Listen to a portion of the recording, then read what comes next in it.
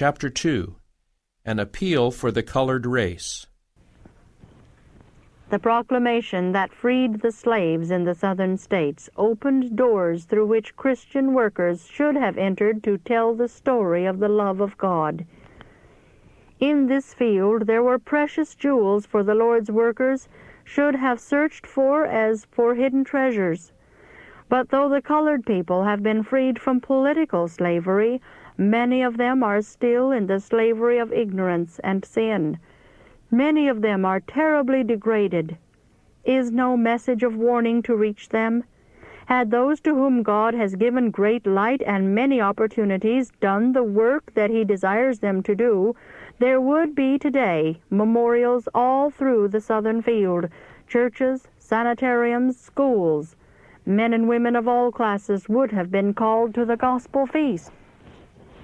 The Lord is grieved by the woe in the southern field. Christ has wept at the sight of this woe. Angels have hushed the music of their harps as they have looked upon a people unable, because of their past slavery, to help themselves. And yet those in whose hands God has placed the torch of truth, kindled from the divine altar, have not realized that to them is given the work of carrying the light to this sin-darkened field. There are those who have turned away from the work of rescuing the downtrodden and degraded, refusing to help the helpless.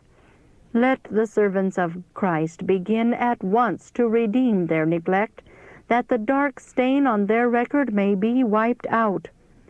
The present condition of the southern field is dishonoring to the Redeemer, but shall it lead us to believe that the commission which Christ gave to His disciples when He told them to preach the gospel to all nations cannot be fulfilled?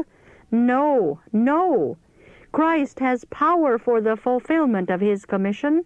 He is fully able to do the work laid upon Him. In the wilderness, armed with the weapon, "It is written," He met and overcame the strongest temptations that the enemy could bring against Him. He proved the power of the Word. It is God's people who have failed. That His Word has not the power on hearts that it ought to have is shown by the present condition of the world.